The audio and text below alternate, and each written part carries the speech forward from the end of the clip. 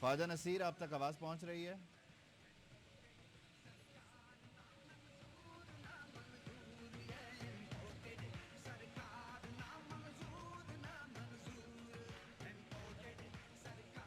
جی بالکل، اس وقت پاکستان تحریک انصاف اور عوام کی بڑی تعداد اس وقت لبرٹی چوک میں موجود ہے، جہاں پر اے آر وائی نیوز کی بندش کے خلاف شدید ترین مظاہرہ کیا گیا۔ یہاں آنے والے لوگوں کا کہنا تھا کہ اے آر وائی نیوز کی بندش کا بنیادی مقصد عوام کو حق اور سچ کی آواز دکھانے سے روکنا ہے۔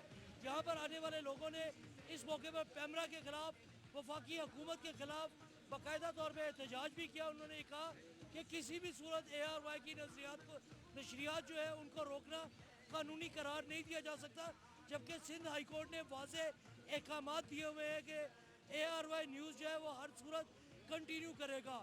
اس وقت بھی لوگ ہمارے ساتھ موجود ہیں، بات کریں گے، ان سے جانیں گے کہ کیا کہتے ہیں جی اے آر وائی نیوز کی بندش پر آپ۔ اعوذ باللہ من الشیطان الرجیم، بسم اللہ الرحمن الرحیم۔ اے آر وائی کی بندش میں آزاد میڈیا کا جو ہے نا اس پہ قدغن لگائی ہوئی ہے۔ اس کی ریزن صرف یہی ہے کہ یہ خالصتاً پاکستانیوں کا موقف بیان کر رہا تھا، عمران خان کے حق میں بات کر رہا تھا، پی ٹی آئی کا موقف بیان کر رہا تھا۔ آپ کیا کہتے ہیں جی اے آر وائی نیوز کی بندش پر؟ یہ سامراجی طاقتوں کے کہنے پر انہوں نے جمہوریت کا جو سی آواز ہے بند کی ہے، عام لوگوں کی آواز بند کی ہے، اور تمام چینلز کو یہ پی ٹی وی بنانا چاہتے ہیں، لیکن یہ عام عوام کی آواز کو دبا نہیں سکتے۔